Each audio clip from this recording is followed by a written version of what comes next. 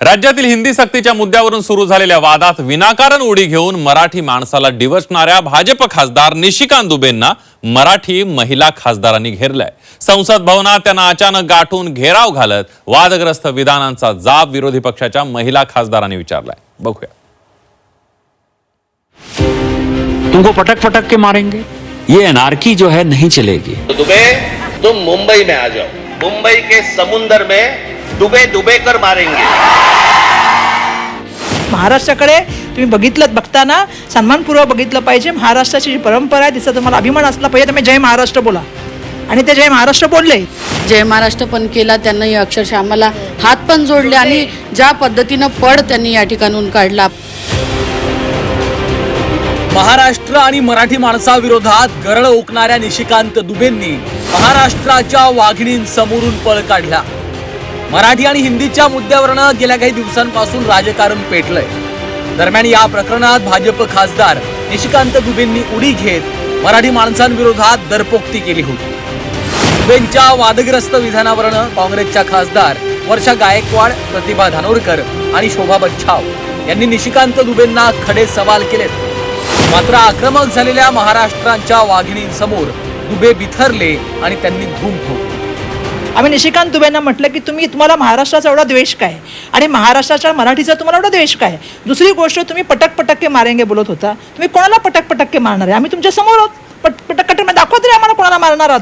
असं आहे की महाराष्ट्राबद्दल तुम्ही जर वाकड्याने बोलाल आणि महाराष्ट्राकडे वाकड्या नजरेने बघाल तर ते आम्ही खपून घेणार नाही। आपल्या सर्वांना माहिती आहे की दिल्लीचेही तख्त राखतो महाराष्ट्र माझा। त्यामुळे महाराष्ट्राकडे तुम्ही बघताना सन्मानपूर्वक बघितलं पाहिजे। महाराष्ट्राची जी परंपरा आहे तिचा तुम्हाला अभिमान असला पाहिजे। तुम्ही जय महाराष्ट्र बोला, आणि ते जय महाराष्ट्र बोलले।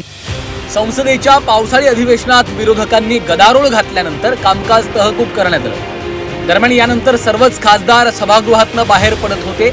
यावेळेस काँग्रेस खासदारांनी निशिकांत दुबेंना घेरलं आणि जय महाराष्ट्र म्हणण्यास त्यांना भाग पाडले। आम्ही सगळ्या महिला खासदार लॉबीमध्ये होतो। अक्षरशः 2 दिवसापासून आम्ही त्यांना शोधत होतो, पण ते सापडत नव्हते। आणि सापडल्यानंतर आम्ही त्यांना जय महाराष्ट्र पण केला त्यांनी, अक्षरशः आम्हाला हात पण जोडले आणि ज्या पद्धतीनं पड त्यांनी या ठिकाणून काढला। काँग्रेस खासदारांनी दुबेंना जाब विचारल्यानंतर भाजपनं देखील यावर प्रतिक्रिया दिली। दुबेंचं वक्तव्य योग्य नव्हतं हे आधीच भाजपनं स्पष्ट केल्याचं चंद्रशेखर बावनकुळेंनी म्हटलंय। दरम्यान मराठी भाषिकांबद्दल बोललो नसल्याचं दुबेंनी स्पष्ट केलं, असंही यावेळी बावनकुळे यांनी सांगितलं। तर काँग्रेस खासदारांचे दुबेंसोबत चर्चा करत असतानाचे फोटो असल्याचा पलटवार बावनकुळे यांनी केला। दुबेचं वक्तव्य योग्य नाही असा निषेध आम्ही यापूर्वीच केलाय। दुबे यांनी स्पष्ट केलं की मी मराठी माणसाबद्दल बोललो नाही। जे या ठिकाणी हिंदी भाषिकावर मारपीट करतात, हिंदी भाषिकासोबत मारपीट करतात मराठीचं नाव घेऊन, त्यांच्याबद्दलची भूमिका त्यांची आहे। भाजपचे खासदार निशिकांत दुबेंनी यूपी बिहारमध्ये मराठी लोकांना पटकून मारण्याची भाषा केली होती। दरम्यान दुबेंच्या या दरपोक्तीनंतर राज ठाकरेंनी मीरा रोडच्या सभेतून त्यांना सज्जड दम दिला। दुबे, तू मुंबईमध्ये येऊनच दाखव, तुला समुद्रात बुडवून मारणार, असा इशारा राज ठाकरेंनी दिला होता। तो हिम्मत है तो आप हिंदी भाषी को मारते हो तो उर्दू भाषी को भी मारो, तमिलियन को भी मारो, आप जो है तेलुगु वाले को भी मारो। आप जो इस तरह की घटिया हरकत कर रहे हो, और मैंने हमेशा कहा है कि जब अपने घर में हो, महाराष्ट्र में हो, यदि बहुत बड़े बॉस हो तो चलो बिहार, चलो उत्तर प्रदेश, चलो तमिलनाडु, तुमको पटक पटक के मारेंगे, ये अनार्की जो है नहीं चलेगी। तू आम्हाला पटक पटक के मारणार? दुबे, दुबेलाच मी सांगतो, दुबे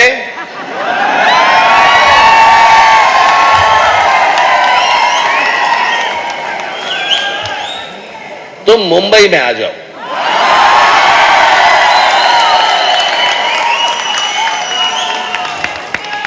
मुंबई के समुंदर में डुबे डुबे कर मारेंगे।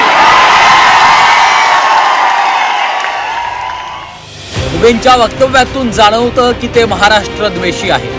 एकदा नव्हे, दोनदा नव्हे, त्यांनी अनेकदा महाराष्ट्राविरोधात विधानं केली आहे। मात्र दिल्लीत यावेळी त्यांचा सामना झाला मराठी रणरागिणींसोबत। मराठी भाषिकांविरोधातली तुमची अरेरावी आम्ही खपवून घेणार नाही, अशा शब्दात काँग्रेस खासदारांनी निशिकांत दुबेंना सुनावलं। ब्युरो रिपोर्ट, झी 24 तास।